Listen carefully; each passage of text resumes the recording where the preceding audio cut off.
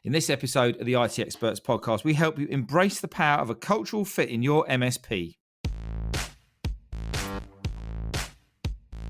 Welcome to the IT Experts podcast, the only podcast to help MSPs scale to 1 million, and if already there, get to 5 and go faster. At the end of the day, isn't it all about building a business that works for you rather than you for it? I hope you enjoy the show. So good morning, good afternoon, good evening. Welcome to the IT Experts podcast. You're probably wondering what on earth embracing a power of a cultural fit actually means. And today we're joined by Jane Matthews, who's an MSP recruitment expert. And we're going to explain exactly what that means, what it means to you, what it means to your team, what it means to your business, and how powerful it can be when we get to this next level of kind of employee engagement and employee and team building. So welcome to the show, Jane. How are you doing today? Yeah, really well. Thanks, Ian. Thanks ever so much for having me. No problem. I know you've had a bit of a period of ill health where you've been under the knife with your knees and stuff with the doctors. So luckily, we've managed to get you back into the show. So thanks ever so much for your time and effort preparing and getting ready. Christmas as well. So Jane, culture is a really interesting thing. Well, recruitment is a hard thing for MSPs, right? They just struggle with it all the time. There's either too many people and they're not good enough quality, or there's not enough people, or they don't know what the role looks like. There's a real massive, challenge growing your MSP under recruitment. But today we're gonna go a little bit deeper. We're gonna go a little bit a bit off tangent, and we're going to talk about culture and why this is so important. But just before we get cracking, Jane, do you want to just explain to everybody who you are, what you do, and who you help? Absolutely. Thanks, Ian. So I'm Jane from Wildcat Careers. It's my own business. Absolutely love it. I help MSPs, as you know. I help them build their teams so they in turn can build their businesses. So what do? I help them recruit their first, second, third line support teams, their network engineers, all those good bits and pieces that go with it, and the cyber guys. Absolutely passionate about growing teams and making sure that the people that I'm putting in, I'm embracing that culture fit, which we're obviously going to talk about, to making sure that they get the right people for their team to grow it and continue to grow it in the right way. Brilliant stuff. Thanks, Jane. So look, let's have a little chat before we get into the meat and the bones of it. We come out of COVID, everyone's obviously went completely remote. Now we've got a bit of hybrid. Now we've got people who are calling people back into the office for a certain period of time during the week. Some people are staying remote. What's your kind of take on where we've been and where recruitment's going, particularly for MSPs? Is there too many candidates? Is it a candidate market? Is it an employee market? What's your kind of barometer? What's the weather forecast for 2024 when it comes to recruiting? So the weather forecast for 2024, I love that, Ian. It's fantastic. Right. No, don't be sorry actually in this show. So. No, it's good. I love it. Love the enthusiasm. No, so I really do think, we've gone through COVID. We ended up with, the world falling off the side of the world, really. People falling off the side of the world, jobs falling off the side of the world. We then switched to, it then becoming very much an employer market, should I say. And then we switched again to being an employee market when things started to pick up because there were too many jobs, not enough people. I would say for 2024, I'm seeing at the end of 2023 where we are now, there is pretty much a mixed bag. It's starting to settle out. It's starting to become level as level as it can ever be in this world. And I really do feel that it is now about making sure that what the employer is offering is in line with what the employees are expecting. And there are certain different generations you've got to think about as well. The younger generation who've been through COVID are quite insular, don't necessarily have the same skills that someone of my generation or your generation. I don't know which generations are in. I'm 45. How old are you, Ian? How old do you think I am? I don't know. I'm 45.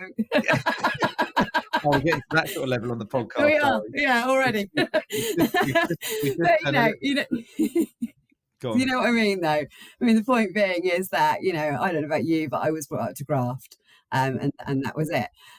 Unfortunately, from no fault of their own, the younger generation have been behind closed doors, in quarantine, basically, going out once a day, etc. Their communication skills have changed because they haven't had what we had, which was going into the office, having all that learning from other people, listening to other people, having that collaboration. So there is a need for the younger generation to have that, I believe, but there's also a need for companies to embrace the hybrid model of it, because that is very, very much what I hear all the time, regardless of what generation the person is in, because we know we can work remotely from lockdown, and it's worked. It's not been ideal whilst we were doing it, but we've proved to the world that we can do it.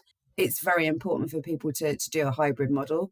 You're going to win more of the creme of the creme of the pool of people that are out there. If you do that, if you don't do that and you want people in, and I totally understand that, you are, depending upon location as well, going to reduce that pool of passive and active candidates. It's as simple as that. So for me, that's really important. That's what I'm seeing out there. Remote, the older you get, more people want remote just because it fits around their life. The younger model, yes, hybrid, but making sure maybe they're in the office definitely more days than they're not in the office. But it's about recruiting that right person and getting that culture fit right, to having that trust. And once you get the culture and your values right within your business, then you can make sure that you've got those people that are matching those, that'll then bring those people in to ensure that you can trust them. So when we talk about culture, we're talking about how the business behaves and believes, and that's kind of lines up as well with the vision, the mission, and the value of the business. But it also lines up with the values and the culture of that individual as well, doesn't it? Why is this important? Why is it important first of all, for a business to define their culture? And then how do we then find the right people with that right cultural fit? How do we identify them? So why is it important for businesses to bother with this stuff? Staff retention, creating a lovely place, getting the most out of your staff. And most out of your staff means the most out of your staff, which will look after your clients, which will then help your business grow, as you know, Ian. Yeah. So it's really important. And what people think is that they can create a culture. You can create a culture, but culture almost also happens naturally as well. So there's two elements to it. So if you roll it back to values, values being, enduring beliefs that guide an individual and a client's, an organisation's, success. So, but values have to come from the business owner or the people at the top, but they can't just be anything. It can't just be what they fancy them being. And I see that happen sometimes. Okay. And I'm sure you probably see that happen Yeah, as well. yeah. So, for instance, what I mean by that, just so our listeners can understand it, is that if, for instance, you said that you're environmentally friendly, but then you drove around in a Ferrari, well, Hey, that's now not really your value. hang on a minute. Ferraris could be quite environmentally friendly. Do you think? We probably don't want to go on that, but I'd say that a Ferrari would probably be more environmentally friendly than a Tesla. But that, I'm going to put that out there. Let's not get on that soapbox. Then half the people who drive Teslas, but that's a whole another theory and a podcast. I think I know where you're going with this sustainable. If you threw away and you didn't recycle, maybe we could use that on the car analogy. Someone could say that to wind me up. But yeah, I get your point. Sorry. Try to see if you can get back on track from there. Yeah, absolutely. So, it's making sure that those values match the business owners, what the business owner believes in.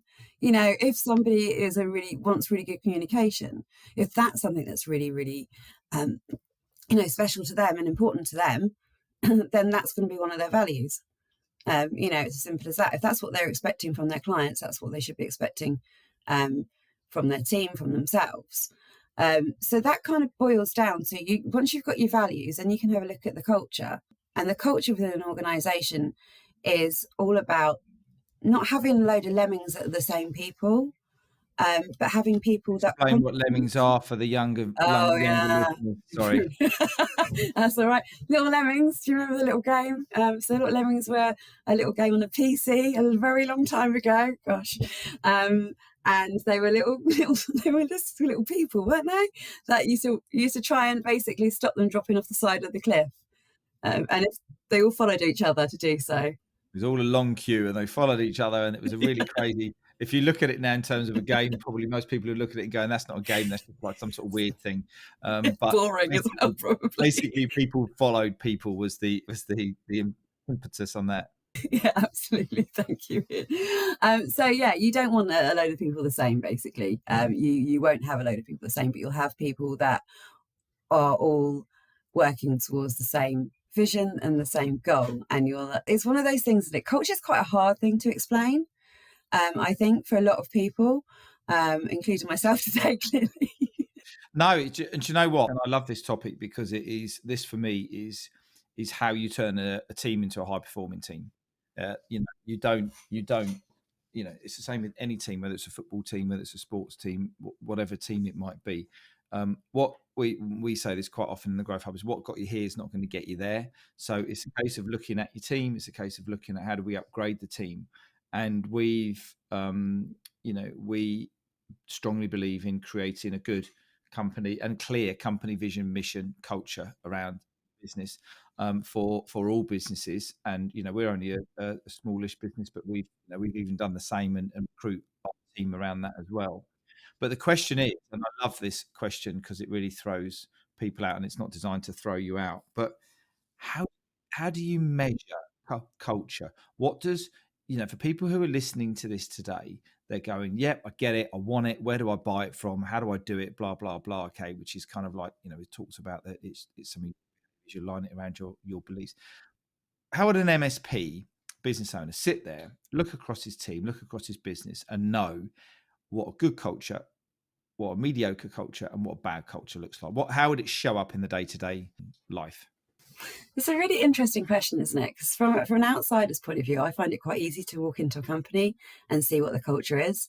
But for somebody, when you're actually inside the business and it's your business and you're looking at it, it's very hard to see, most of the time what others can see. It's that whole, looking out the window, looking in the window side of things.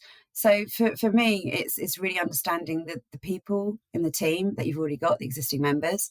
What are their pluses, and what makes them a really good team member, and almost taking all those different people and pulling out what makes them good from a behavioural point of view, and then looking at your best team member and having a look at what makes kind of almost shows them apart from the rest of the team, and then that is what you want to instill, and that's what you then want to get within everybody.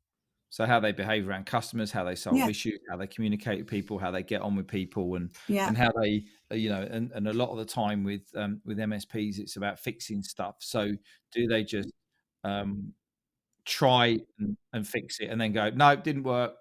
Right, it's your problem now, and pass the ticket on to someone else?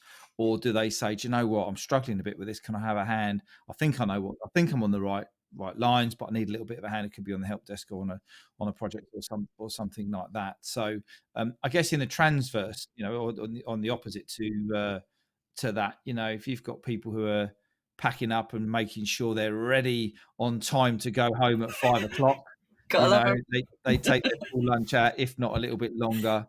Yeah, Don't help. Any other negative kind of things that come out there? it's the kind of, do you want a plodder or do you want somebody who wants to excel? Yeah, plodders are good in certain elements. So you've got at your desk. If you don't want a desk that, for me personally, what I always advise, MSPs is basically when they've got a desk is to build their desk with people, use the desk as first line support. Obviously, that's what we're talking about. That desk then grows. You get the people that you build within that desk being first, second, third line. you've then got those people then that can go out and do projects, etc. But it's identifying. This is really interesting, Jane. So, because what we're actually saying here is that the cultures, the behaviours, and you're saying that you want everybody to be the same, which is absolutely, right, or as well as you can be from their behavioural point of view. But what we're not talking about here is we want everybody to be the same from their skill set and their experience point of view. That's a completely different thing, isn't it? Absolutely. So you've got a tech stack, so you do it, and you've got a behavioural stack. That's the way I look at it, and it's a really good way to explain it to MSPs, because obviously you get it, but you getting the behaviour sometimes out of somebody in an MSP when you say to them it's a behaviour stack and what's the tech stack, you can reel off the tech stack, absolutely no problem at all. But then they struggle with what's the behavior stack because that's not their mindset. So it's moving that mindset to go, right, how can I talk to you in a way that you're going to understand what behaviors mean? So then it's me saying, so are they chatty? Do you want someone who's chatty? Do you want somebody who's good communicator? Do you want someone who will roll their sleeves up? Do you want somebody who will get stuck in? Do you want someone who will go the extra mile? And then obviously the tech stack, they can reel that off to their heart's content, probably too much sometimes, and have massive expectations. But we call that the golden unicorn, and we love the It's golden a happy unicorn. place, isn't it? Yeah, absolutely, A happy place. absolutely. What are some of the things that MSP business units owners can do to create a positive culture? And I love that behavioural stat thing. You might steal that. You might see that on a webinar soon. I love it. But yeah, what does an MSP do to create a positive culture in their business? They have an open door policy, Nice, yeah, like that. very much so. Have a Tell them situation. that they've got an open door policy. Yeah, don't just say Rather than- yeah, we have an open door policy in our business, and then that's all we ever say about it. No, it's reminding people that going over and seeing how people are getting on is integrating themselves into the everyday and being interested in what people are doing, not just within work but also outside of work. So you get that chatting going on, you get that freedom, you get that comfortable feel to be able to approach that person who owns that business, because you think about it from that person who's working in that business, it's, oh, that person must be really busy, I can't possibly go to them. That happens quite a lot. But if you take the time to then, as a business owner, go and talk to them, they realize that they've got to, you've got time for them, basically. So it's obtaining that side of it. okay, so that's really cool. And as you say, it's kind of walking the walk, and the shadow of the leader is a really important element here for not only the business owner but also the business leader. Let's talk for a minute about the kind of the third part of this, which is around you've got a good culture in place, but how do you, and you've got some great people in place, but we're now going into high performing, training and development, personal development plans for some of your A players. I think we'll call them the A players, the key members of the team. And how do you nurture and grow that talent from within so that they feel even more secure to go kind of above the extra mile, so that they will go and do their CompTIA certificates, and they will go and do their Microsoft certificates, and they will, start to lead teams? Because not everybody, who's a great technician is going to make a great service desk manager. Absolutely. It's all about that cultural fit. But the people who are showing and exhibiting those leadership traits, and you want to develop that, what can the MSP business owner do to, to encourage and nurture that to help them grow? It's ensuring that they know what they want. It's, from my point of view, when I actually speak to an awful lot of candidates, when I'm looking for people for different roles, a lot of the reason why people are leaving is because they're not getting the opportunities that they want. They're feeling like they are stuck because no one's ever actually asked them, what do they enjoy doing? So if you can see somebody you have this thing where people do this thing in business whereby just because somebody's doing really well doesn't necessarily mean they're happy. Yeah, they can be doing it. You know what I'm saying, Ian? But if you talk to them, just because they're good at what they're doing doesn't mean they want to be pigeonholed doing that. So is what you're saying then, by doing regular one-to-ones, and I can hear all the clients who shy away from this right now, and all the people who think this is an absolute load of baloney. So is what you're saying then, Jane, that by doing regular one-to-ones to make them feel loved and connected to your vision as your growth plan, and their development, and answering any needs, and probably getting some innovation as well, is a good idea. Yes, and it really is, believe it or not. I know, it's amazing, isn't it? The stuff that you talk about works. Who knew? It's so funny. We talk about Yeah. one every single week in the Growth Do Hub. you? And people, when people get it and they do it and they dial Mm, up their energy, because it's not their happy place to go and have a conversation that's not terribly tangible to start with, with their employees. It's like, what's the point of this? Why do I need to do this? Oh my God, this is a waste of time. But when they do it, they go, oh my word, the things I've learned now from my team, because I'm talking to them at a deeper level. You're understanding what's going on at home. If they want to share that, they don't have to share that. And then how they can then go, oh, would you be interested in looking at this new technology or this new? Yeah, go on then. It's like, oh my God, it's just light bulbs go on. yeah, It's just light bulbs absolutely. go on, Yeah, isn't it? yeah, Um, yeah, and for those who are listening, who are guilty of this, going, yeah, I should be doing that. Just be consistent. Just be yeah, consistent. Out there, and just every month, or yeah, do it monthly. Every month, sit down 5-10 yeah. minutes, even if, have a Doesn't take long. coffee. No, it doesn't, and that's how we kind of build that connection and lean into to help them to scale and grow. Absolutely. It's being One consistent, and it's is so true. You can't just do something once and then think that it's gonna change the world. You need to be consistent. It's like you say, those sort of 5-10 minute chats. Okay, so just before we close down and ask Jane for a quick summary on what we've learned today, which has been a brilliant show, absolutely loved it. I just want to connect you guys back to another podcast that we did, episode 143, about how to get more out of my MSP team, where we shared with you some kind of golden nuggets on which lines up with today's show, on how to help people perform better, how to help people be happier in their roles, and how to help you get aligned with what their KPIs are. So look, the opportunity of getting this culture thing out of the box, on the table, and active in 2024 is great, because it's going to help you to connect, align, and engage your teams much, much better than they are at the moment. And that team is going to be the team that's going to help you lift up and help you to support your growth plans and drive the business forwards. Jane, thanks ever so much again for your time in preparing and having a good crack and a good giggle and passing out loads of information to the MSPs on the show today. Give us your top 3 tips. What's the 3 things that MSPs need to be focusing on in 2024 to really bring their culture out, to help nurture it, to help build their businesses, to lift them up? Yeah, sure, of course, Ian. So it's really taking the time to understand who you've got in your team to start with, Yep. doing that list about what are their behaviours, so that behaviour stack. It's then making sure that you're doing the one-to-ones that Ian always talks about. So important, otherwise you will lose your staff, sadly. And it's making sure that therefore then you're looking at the superpowers within your team and making sure that you really are playing to their superpowers, obviously in line with your business goals. Fantastic. Thanks ever so much. And just before we shoot off, Jane, do you want to just explain to people, if they want to continue the conversation with you about how to get the right people, maybe you can help them find the right people for them. How can people get in contact with you? Yeah, absolutely. Thanks, Ian.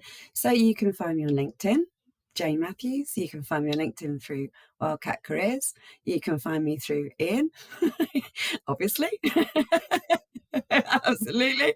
I'm also on Facebook as a business, obviously. But yeah, just reach out. Email address is jane@wildcatcareers.co.uk. Fantastic. That's brilliant. Well, look, wishing you and the business every success in 2024. Thanks once again. And I look forward to catching up with you guys on the next show. See you later and take care. So I hope you enjoyed the show. If you did, I'd love it if you could leave a rating and review on your favourite podcast platform. If you want to learn more about how to take your MSP to $1 million, or if you're already there, go faster, then come and join Stuart Warwick and myself in the Scale with Confidence Facebook group. The link is in the show notes. You go and enjoy the rest of your day, and I look forward to connecting with you soon.